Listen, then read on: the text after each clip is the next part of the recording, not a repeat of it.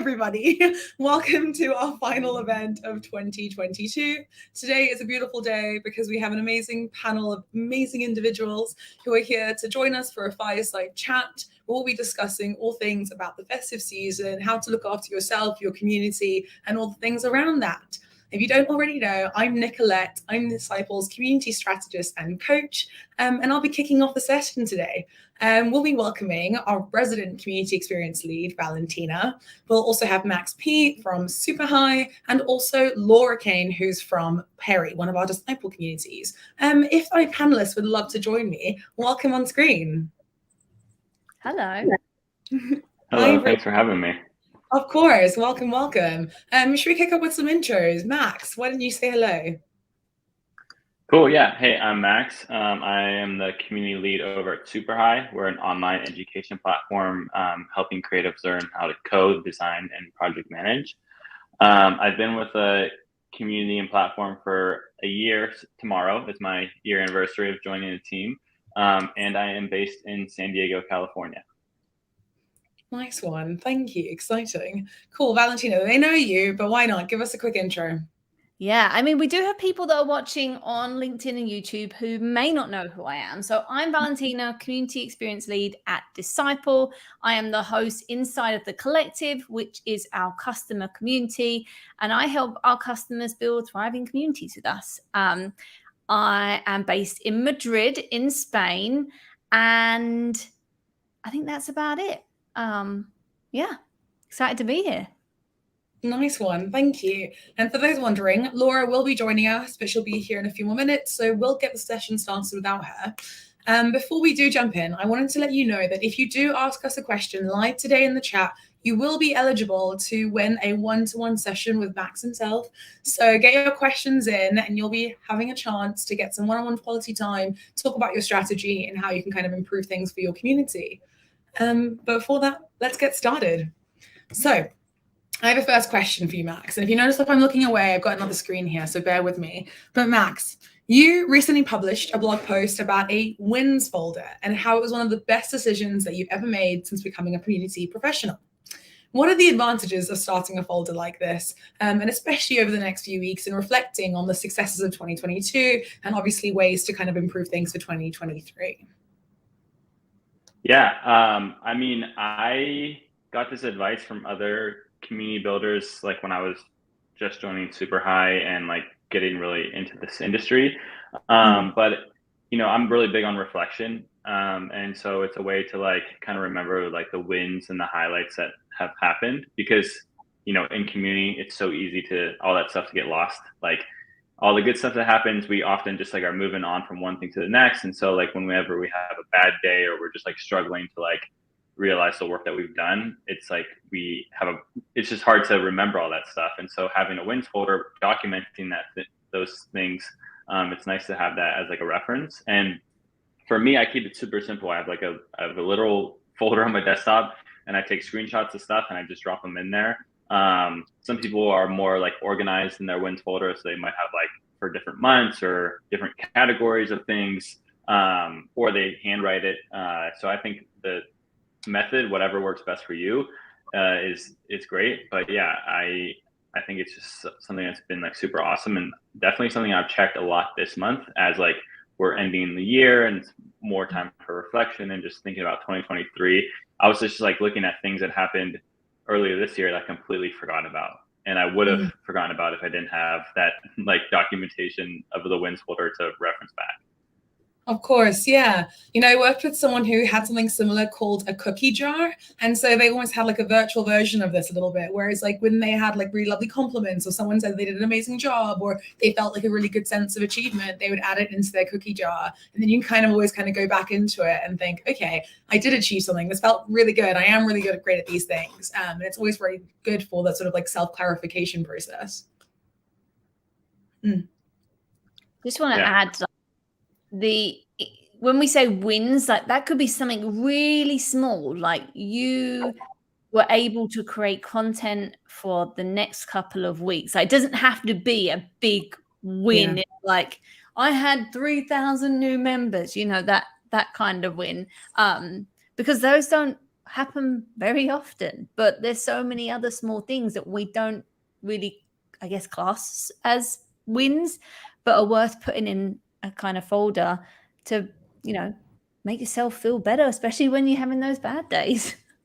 Yeah, absolutely agreed. You know, I was talking to a member the other day who said something like, "Oh, is it still worth doing this if only 10 people are going to see it?" And I'm like, but imagine how it's changed the lives of those 10 people. It's absolutely still worth it. And it's early days. Like, things can always grow and change over time. But focus on the people that are actually showing up. So it'll make you feel really great as well. Amazing. Cool. Well, Valentine, I've got another question for you. So, what advice would you give to hosts looking to take time away during the next few weeks and communicate to their community that they actually won't be around?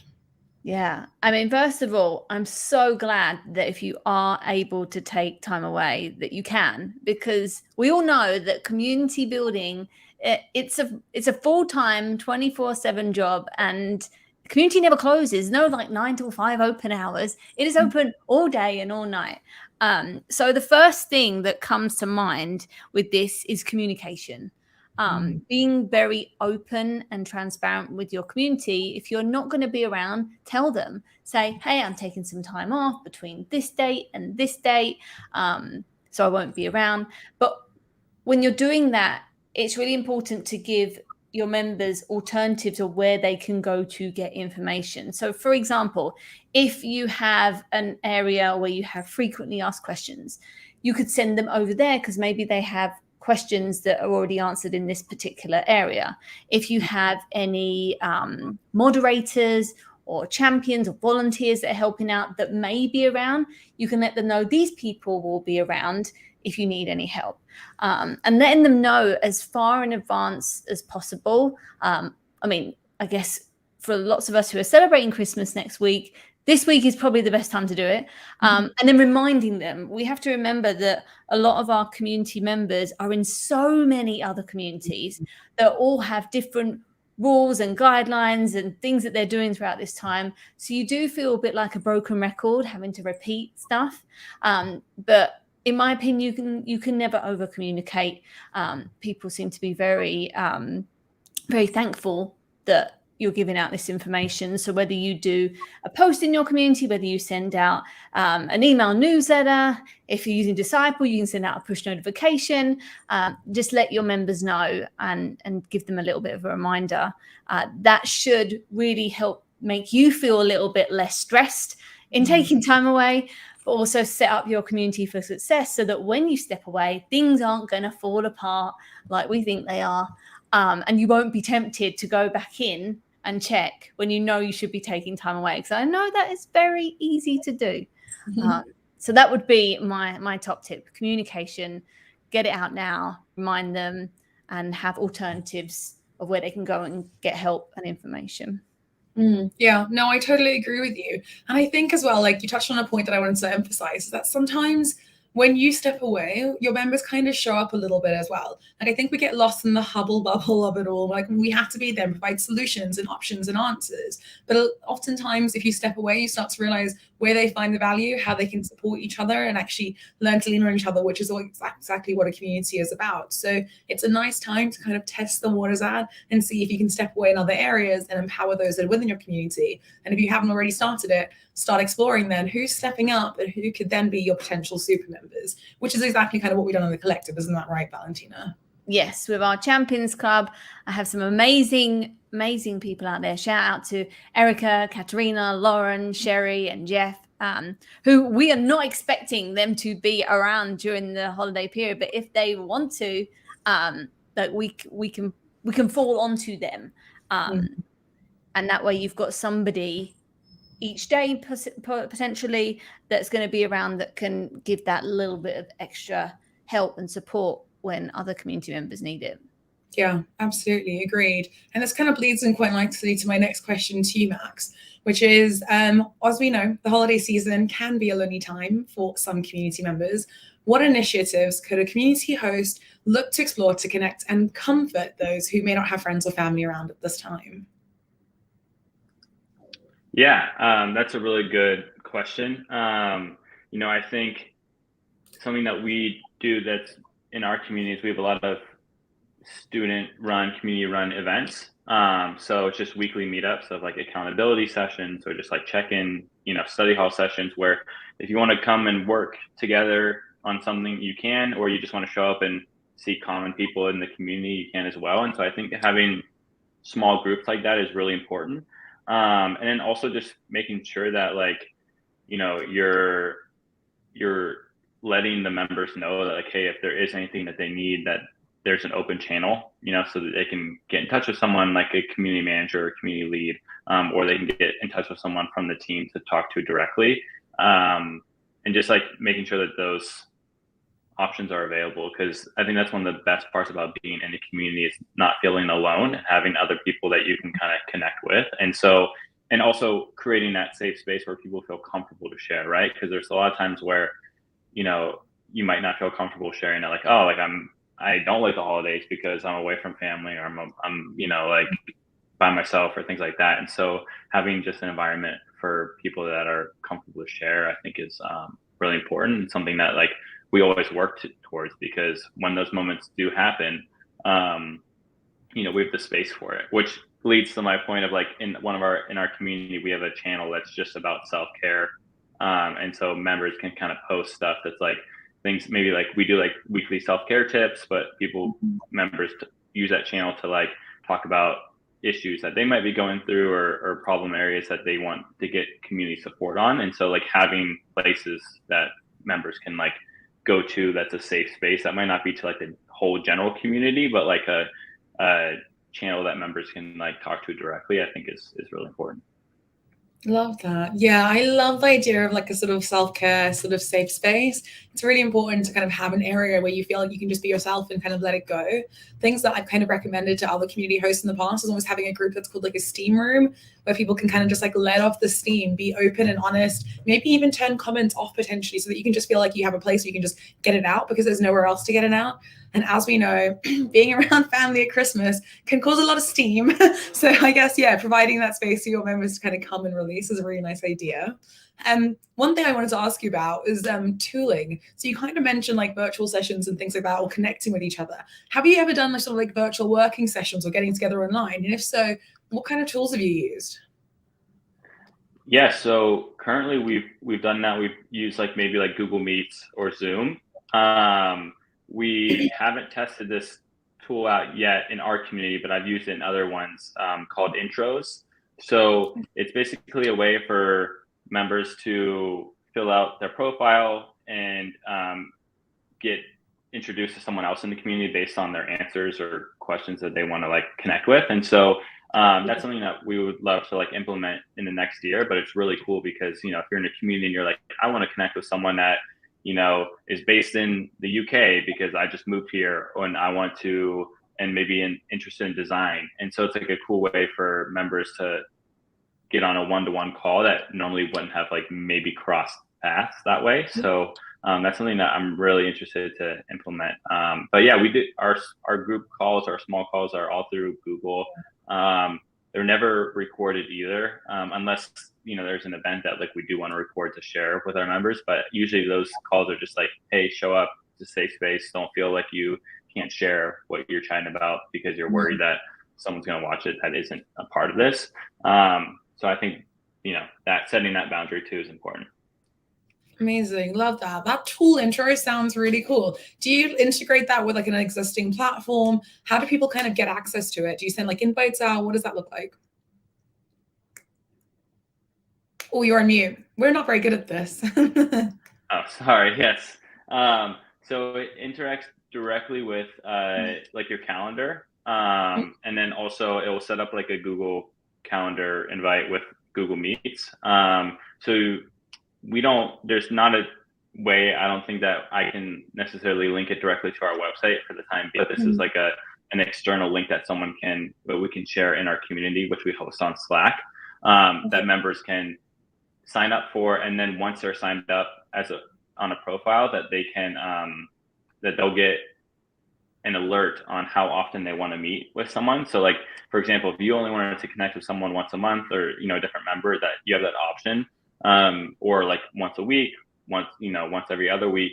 And then you can also like skip those times too. So for example, if like you're just super busy or traveling and you can't connect that month, you can like set your profile off. So it's really for like members to kind of set their own like schedule on this. Yeah.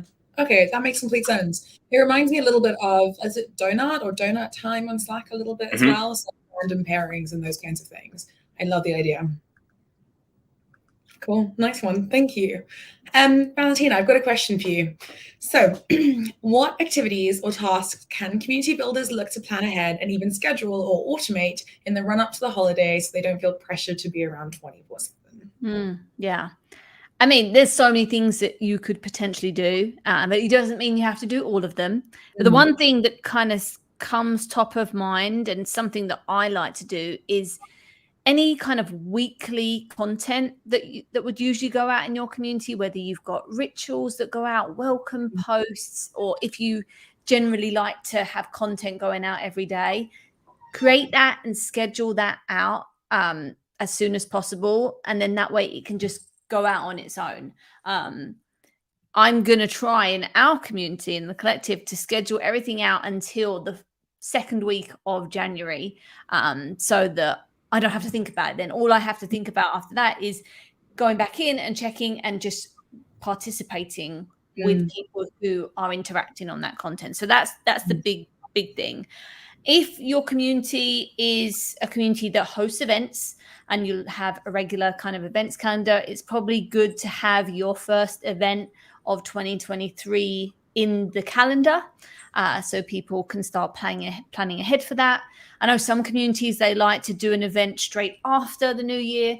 I mean, we're only like 3 weeks from the new year, which just blows my mind at this point. So giving people enough time to look at their own calendars, can they make events? I feel like around this time we kind of lose track of days, weeks. So really giving your community a heads up if you've got an event that's coming up straight after the new year. And then going back to the previous question, just making sure you're communicating who is going to be around. If it's not you, if you have a team of people and some people are going to be in and out, just letting people know what's happening, what's changing over the next few weeks. And just letting them know that, you know, it's okay if you're not around, as in the members. Like, we're not expecting people to come in, because we all know people want to spend time with their families. As much as we would love all our members to come back every single day over the Christmas period, we know that this time of year is a lot quieter. So yeah, just making sure that you're making your community members not feel pressured as well, because sometimes we kind of take all the pressure back off ourselves, but we put it on other people without realizing. So yeah, content, any type of events, communicating what's changing. And then if you've got anything else that you plan to get done by the end of the year that you think that you might be able to achieve, prioritizing that over the next few weeks. There might have been a milestone that you wanted to hit, or maybe you haven't been keeping up to date with tracking your metrics. This is a good time to kind of get that together, so that when you start in January, you're starting without having to like catch up on what you were trying to catch up on at the end of the year. You can kind of start the year all fresh and, you know, ready to jumpstart your new year. Those would be my kind of top tips. Yeah, love that. Thank you for sharing. It also like reminds me that, you know, a lot of people feel the pressure to kind of start the year like a huge bang. They're like, oh, I don't want to lose my members. I want them to be excited. I want to be fresh. Like, let's get these sort of like New Year's resolutions. But I think a lot of the time people feel, or like members can feel overwhelmed by that. There are going to be 1,000,001 promotions around saying, you know, like it's time for your New Year's resolutions to kind of happen and take place, which can feel extremely overwhelming. So it's almost also a nice idea to think, as you will take a break yourself, to think about your members and the breaks that they may need. So almost thinking, instead of sort of trying to have a resolution, like let's get together when, you know, you put that aside, when you have time to refresh, and maybe actually start to pick things up towards the end of January, because it helps kind of both parties. So yeah, I think it's just getting that balance right, isn't it? Yeah, I mean, in January, we are going to be doing a Jumpstart January challenge, because we normally do something in December, but we realized this year just was a bit, December's gone really quickly this year. I mean, Yes. I know what date are we? We're only on the 14th. We're not even halfway through. But still, it's gone really quick. So we decided to change things up. But I'm not going to start that challenge on the 1st of January. Like, we appreciate people take a few days off potentially after Christmas. So, yeah, we're going to start it kind of middle towards the end. Because there is, even though there is a lot going on, a lot of promotions, as you say, people feel pressured to like new year, new me, whatever. People do feel a little bit more motivated at the beginning of the year. So I think you have to get the right balance, depending on your community and its purpose, on what kind of things you usually do. A lot of communities love challenges, but there's some communities out there that just their members don't like to be challenged. They don't like to get involved like that. So think about what you've done in the past. Community building is all about trial and error, but at the beginning of the year, don't go too hard, I guess is what we're saying. Yeah. I agree. I respect that. And I'm excited for Jumpstart January. I also just love the wordplay. So yeah, I'm here for it. I love wordplay. Yeah. Oh, we have a new person joining us. Laura is here. Oh, fantastic. Hi, guys. Hi, Laura. Hello. I'm so sorry for being so late. That was my flight. Hi, nice to see you. Thanks for being here. We're kind of in the middle of the conversation, but do you want to do a quick introduction? They know you're from Perry, but maybe you want to say a few things about yourself. Sure, absolutely. I'm Laura. I'm the founder and CEO of Perry. I am by heart a brand builder, so I've been working with CPGs, Procter & Gamble, Coty for a long, long time, and I just love building brands and communities serving underserved kind of target groups and communities, until I stumbled on one big underserved community and underserved group, really, which is women going through the menopause transition. So there is so much focus and kind of romanticization with fertility and pregnancy and having babies, and then this group of women graduates into the next stage of life, which is menopause or the menopause transition, and there's just very little. So that's my mission, to provide a safe space and to provide a community for women going through that, and that's what we're doing with Perry. Love that. Thank you. While that you're here, I'm going to jump in and ask you a question right now. So, one for you, Laura. Yes. The holiday season is a known time of the year when communities tend to be quieter as members take time to themselves. We've just been discussing this. But I wanted to ask you, what type of metrics are you looking to see in your community during this time, and how do you plan to rev things back up in the new year? Yeah, I'm not sure if it holds true for our community as well, because menopause in general can be a very isolating period. And what we've seen over the last, I've been with you guys now for almost 2 years. So I had like one Christmas or one holiday season with you guys, and I haven't seen much changes in the engagement, because women kind of want to revert back to their, we call it the sisterhood, and they want to revert back to their crowd and, kind of share their symptoms during during the holidays, and it almost feels like the holiday season can spike in terms of engagement, because women feel kind of more lonely during that season and have to perform and have to, I mean, that sounds very cliche, but have to prepare food and kind of host the families, and many of them are just like, with all of this I still feel like crap, and I just want to again exchange about what I'm going through. So what we're really looking after to keep our metrics as they are right now, so we will wind down a little bit when it comes to content and live events and just kind of general events and engagement, but we do hope that in terms of posting and commenting and just the peer-to-peer engagement, that this will stay the same, which is quite high in our case, because it's just such an emotional conversation. That's amazing. Really exciting to hear. Well done to you for maintaining that. And I guess saying that then, in terms of the actual metrics, so the ones that are most important to you, I guess, during this time then would be the ones relating to engagement. And would you say less about the growth metrics then? Correct. So in general, we just joined a tech accelerator, Techstars Seattle, with Perry, which is very exciting. And one of the key metrics is paying attention to is growth, so subscription and just kind of growing that viral effect of our community. This will wind down a bit during the holidays for sure. We don't expect people to be as much on social media or as much on Google or just kind of finding us, but we Yeah. do want to keep the engagement and the just the average sessions. We do want to keep them at par during the holiday season. Okay, that makes complete Yeah. sense. Yeah. And then Yeah. saying that about the accelerator, how's that program helped you work towards the goals at Powery? Yeah, I mean, so a little bit about kind of why we did that. I'm German myself, so I'm based out of Europe. I'm in Amsterdam right now. Perry is a almost US based community, so more than 90% of the, or more than 80%, 85% of the members are in the US.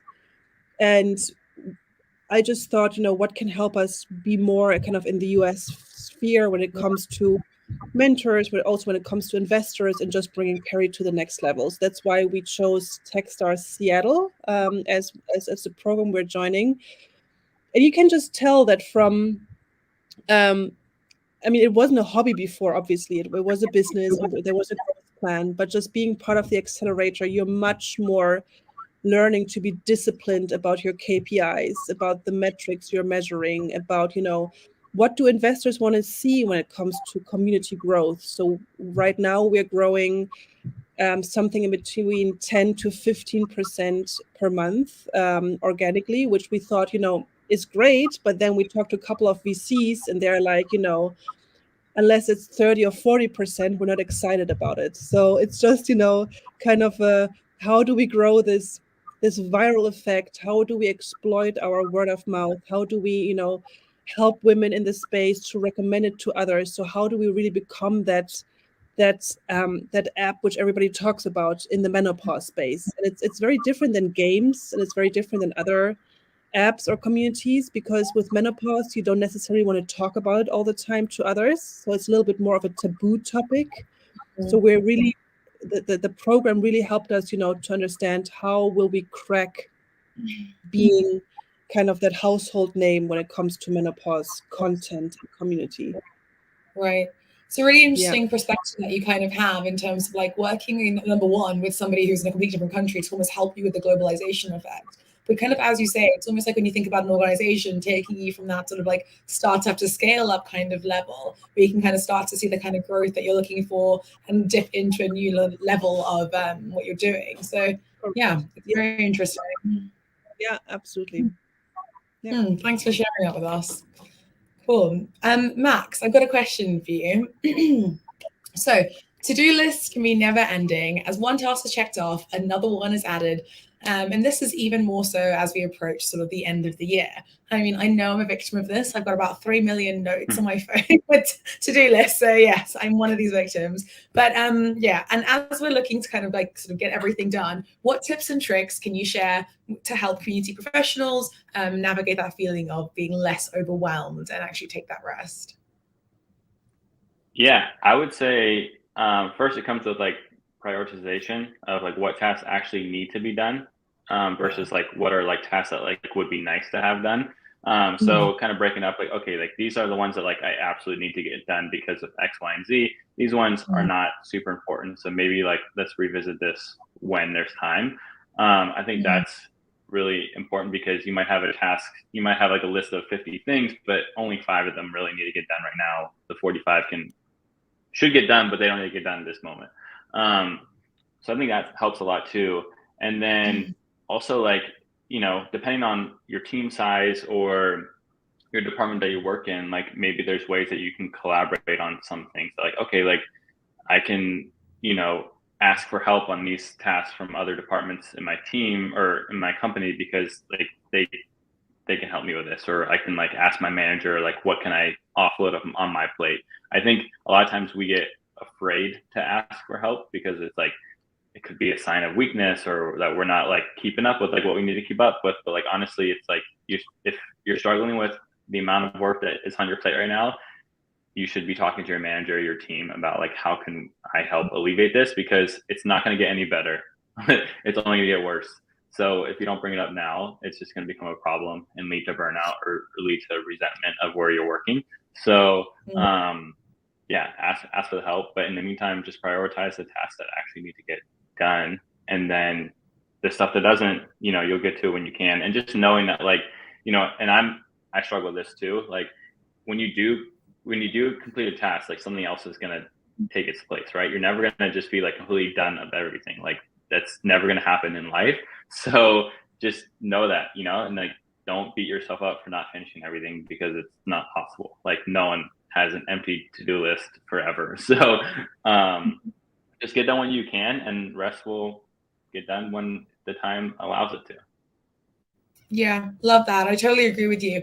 I think it's really easy to kind of see like this wild list and just think, I'm never going to get this done. And I don't know if you're like this or anyone out there, but you often go to the ones that are like the easier, smaller tasks. So it's like, oh, clear my inbox. Yeah, sure, I'll do that. And then the really meaty stuff is left. And then you're like, cool, now what do I do? So yeah, prioritization is really key in these sorts of things. But also I think like mode working, I think works quite well. Like I've heard recently that people sort of dedicate certain hours or blocks of times a day, so that like in the morning it is that deep work, 2 hours that that when you get sort of like burnout in the afternoon, it is a bit like admin, and you're kind of happy to kind of like just bubble along, listen to some music and kind of get it done. But those are the kind of things that I think will really lead to sort of probably stronger success over time, because you'll learn sort of better prioritize based on your sort of like moods and modes.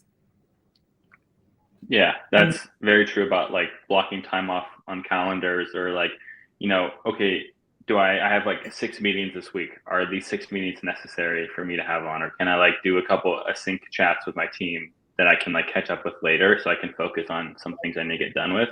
I think that's really important too, because yeah, a lot of times we our days are full of busyness, but a lot of the busyness, like we don't need, like it can be stuff that's like more on our own time when we have the time to handle it. Like we just like to fill up our calendars with all these things. So yeah, that's definitely important. And then yeah, like you said too, like lean into the time that you're productive, right? So if that is in the morning, like block off your mornings to do your to-do list, and then afternoons can be meetings, or vice versa. Afternoons and evenings are more of your time to focus work, then morning can be more meaning heavy. Yeah, for sure. Agreed. And when it comes to sort of like task management, I'm going to ask you again, tools. What do you like? What's the kind of tool of choice for you when it comes to managing your tasks? Yeah, I'm a big Notion user. So I love Notion. Like we use that at Super High, and I didn't really use it before joining the team, but now I can't see myself using like another platform.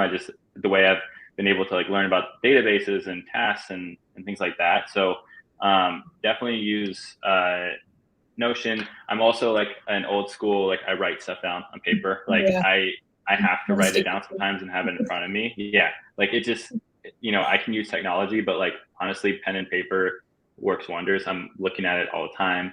I add stuff sometimes too, like on my calendar. So if I want to like follow up with something, or if I want to like, just check in on something later, I can add it to my calendar. With we use Slack for our community and also for like our internal team.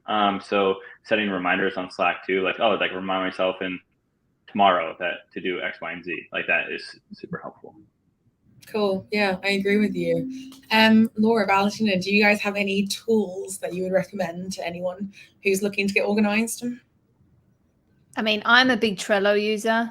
People know this from me. I have boards of boards, columns for Monday, Tuesday, Wednesday, Thursday, Friday. And yes, those lists do get so long that you're like scrolling. But I've started to try and prioritize better with a traffic light system. So red is kind of the urgent, you should have done this yesterday kind of stuff. Orange is like, okay, you need to get on with this. And green is like, I know you want to do this, but only if you have time. I'm very visual, so I like to use emojis. So that helps. It does take a bit of time to get used to, but there's so many different ways that you can kind of prioritize. And what I love about Trello in particular is I can move those cards around. So I've got like date specific columns, or as I said, the Monday to Friday, or if it's on hold, there's lots of ways you can set things up, but that's my favorite thing to use. Yeah, I agree. I just started with Superhuman. Do you know that, guys? It's like it's an email productivity tool. I'm not sure what I think about it yet. It's more because emails for me are the most kind of the most with the biggest head scratch for me during the day, because I just don't, I have so many emails and I just cannot follow up. And there's Superhuman, which helps you kind of prioritize and kind of sort through your emails, and how you it makes you almost forced to reply to emails and not procrastinate. I never know how to pronounce that. Just like be right there and answer emails. That I'm trying that. I'm going to tell you guys how I like it. Just for me, emails are the biggest headache. Yeah, tell me about it. Like, I think if somebody could get in there and just like prioritize things for me and be like, these are the kind of things that you should say. Yeah, that'd be lovely. We could answer it. Yeah. I suppose that's what personal assistants are, but still, Yeah, it'd be lovely. Cool. Great. So, Laura, I've got another question for you. So the question is, it's very easy to keep on going during times when we should be resting. What boundaries have you put in place for yourself and your community throughout the year that allows you to take time off without feeling like you need to check in 24/7? Good question. I think for me, it's more delegating and really being a bit more conscious on who is doing the content, who's doing the community management. At the beginning, of course, it was all me. Now I try to. I think I've learned what works in the community and what doesn't, and just to grow my team a bit when it comes to community engagement and community management. So at the beginning, when I joined you guys and when I did Perry, I was really checking the community every second to just see, who has posted, who has responded, who has joined. That's something I'm not doing anymore because it also doesn't lead me anywhere. It doesn't add any value. So I'm really just trying to. I go into the community once a day to see if everything stays friendly, if everything is organized, if the content is there. But then I get help from others to really provide the content and manage the community. So that's what I'm really trying to be more disciplined about. And then, the menopause space is just really that it can be a little bit of a negative circle. So I don't know if you guys have ever been in Perry, but there is, it all starts with symptoms about, how do you feel? Like, how is your anxiety? How are your night sweats? How is your, how is your mood changes? So there's a lot of talk around symptoms and kind of changes in the body. And I guess how we want to give women a break from this constant kind of swirling around of how they feel and what might not go so well is really through funny content and also through gratitude. So we have like a gratitude post, which we have every day or every second day, or some other members take this over and they post gratitude. So this is how we allow people hopefully to have a break of, this constant community swirl. Yeah, no, I love that. That's really interesting. Especially kind of what you're saying about like checking in on your community. Like, I remember those days again when I launched the collective. It was like all day, every day. I would just like sort of sit there on my phone. And I was like, who is this helping? This is like going to just drive you insane. Like, you see one post, you're sort of like, what is happening, kind of thing. But I also find like, Valentina and I really spoke about this a lot, like a year or so back, a year and a half back. And we're like, cool, let's start putting some boundaries in place. Like, we don't reply to a post unless it's been 24 hours or 48 hours, for example. Like, give members time to engage and like learn from each other and get involved.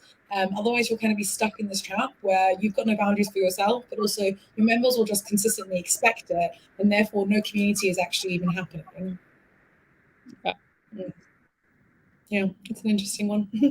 Even now, it's still difficult not to reply. Like, we know when you know the answer, but you also, like, so many other people know the answer to this question.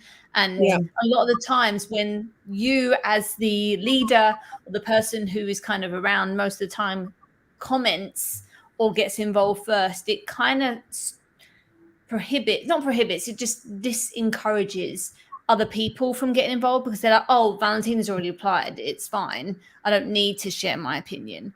And that's not that's not what community is about, is it? It's, you know, I agree. That's why we're very strict on it. It's also part of our strategy that we do not reply to comments. We do not reply to answers, to questions, unless it's like very technical and like, how can I pose and I cannot see my profile. But if it's about symptoms or medical questions or live questions, we don't reply because we don't have the answer, and it's not a platform where women should expect to get an answer from an expert. That's not what it is about. It's really that peer-to-peer conversation which we want to foster and which we want to kind of put on the spotlight. So we really want to make sure that the community answers and the community engages, and we are not the ones who are providing the answers. We're providing content and we're providing articles and interviews and experts live chats, but we don't provide day-to-day answers.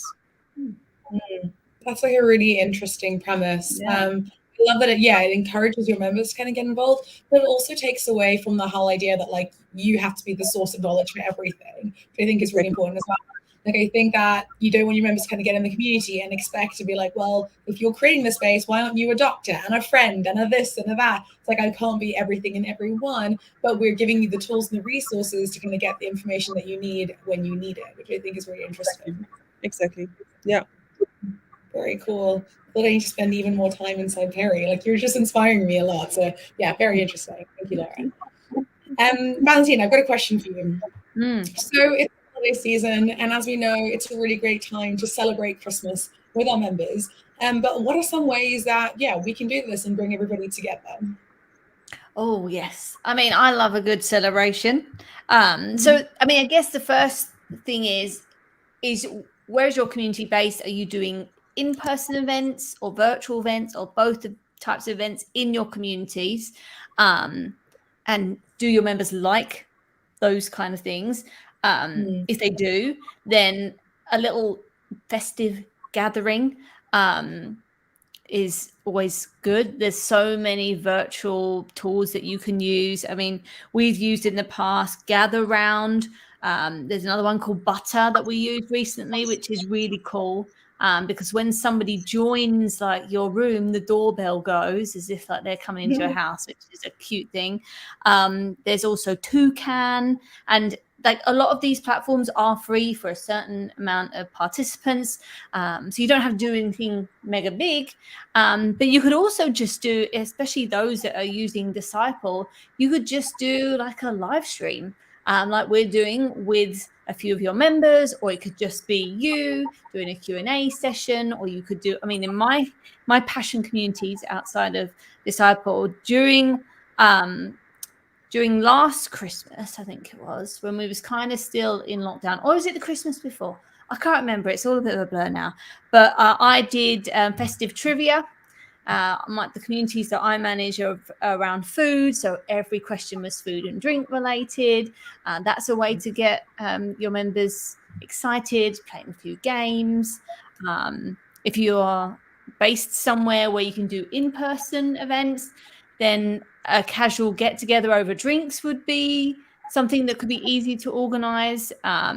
Or depending again on your community and its purpose, you could organize a specific kind of event. I mean, I know it's getting pretty close to the festive season now, but who's to say that you can't celebrate the festive season after?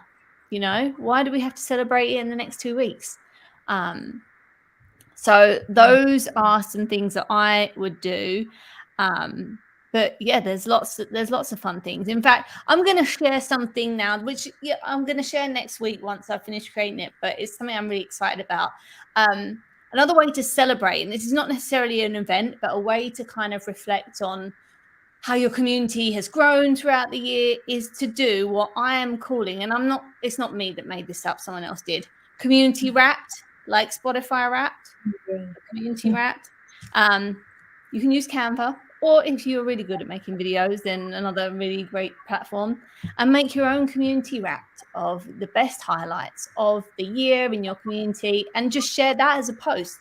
You don't necessarily have to get together, and let your community see what's been happening over the year. Some people may have missed out because they've not been around as often as you have, but it's a great way to bring everyone together and just celebrate, you know, the amount of events you've done, or, you know, a special milestone that you reached, and you can make a little video. I mean, we all love Spotify Wrapped, so that's what I'm going to be doing.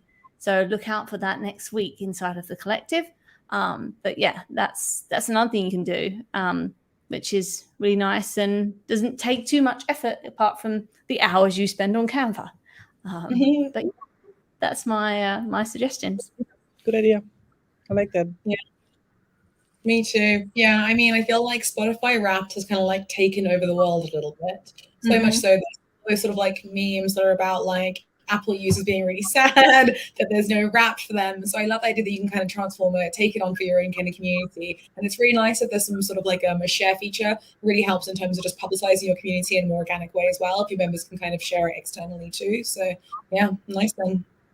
Yeah. Yeah. Cool. All right. Well, we are coming to a close here. But before we do, I have some quick fire sort of festive questions for us all to answer.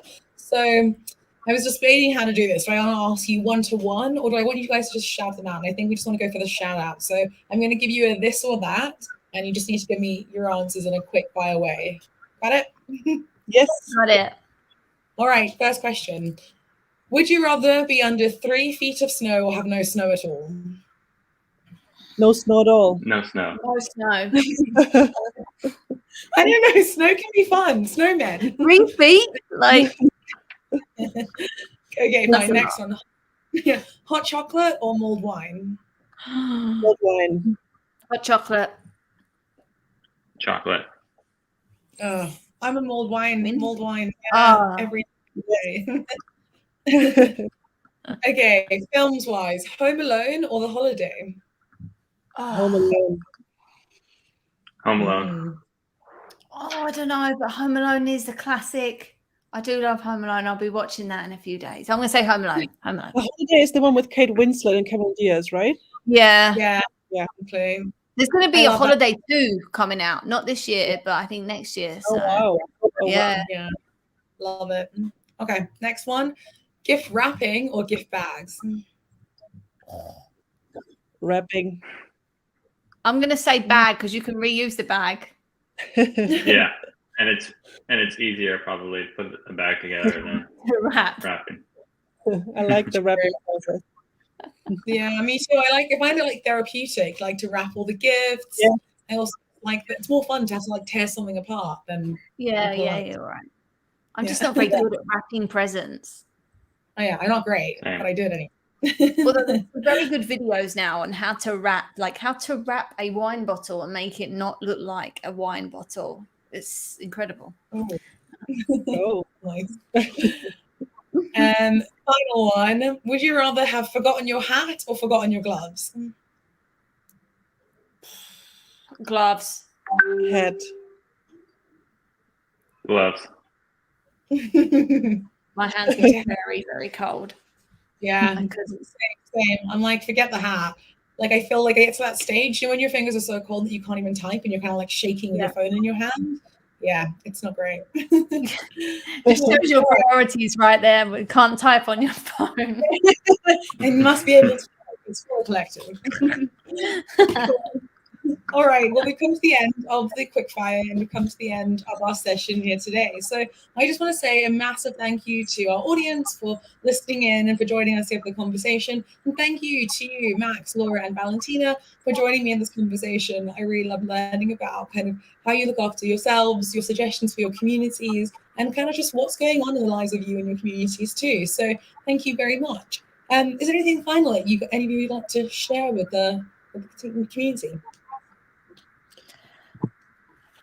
No, just thank you for having me. I love the conversation. Sorry for being late. I think that, you know, what Disciple is building and just enabling us to grow our communities and to engage is just super valuable. So it's now in December 2020, I started with Disciple. So I'm looking back on 2 really rich years and they brought Perry a long way. So I'm very grateful for that. Oh, of course. You're welcome. That's lovely to hear. And happy anniversary to Perry. Yes. Yeah, it's December. It's true. Yeah, 2 years. I think from me, like for those that are watching this live on the replay, like take some time to rest. There's a saying, and maybe I'm saying it wrong, but I think it goes along the lines of if you don't take the time to rest, your body will rest for you. Your community is not going to fall apart if you're away for a day or two or a week. It will still be there. Yes, maybe a few less people might show up. But if you're not 100% for your community, then you can't expect your community to be 100%. So your community needs you more. So rest up, enjoy family and friends time, whatever you decide to do over the next 2 weeks, and then come back whenever you feel is ready to take on the new year or the Monday or whatever. And yeah, that's my last words of wisdom. Yeah, I was gonna say the same. Like, even if you're scared of taking, and this is kind of a message to myself too, because sometimes I have a hard time taking time off. But no matter how much you get done, there's gonna be more to get done. So just take the time off, rest. Yeah, things are not gonna burn down. If there's questions that need to be answered, it's not gonna hurt to get answered a few days later than normal. People understand. So communicate. Like Valentina said, let people know you're off. These are the dates that they can expect a delayed reply. And then, sign off, come back in, refreshed, ready to go. And yeah. Nice one. Agreed. Thank you. Well, thank you, everybody. And thank you to those, as I said, who are watching in today. This is it for today. But yeah, have an amazing festive season. Take some time off, and we'll see you in the new year for our next event. Bye, everyone. Thanks. Bye. Oh, hi.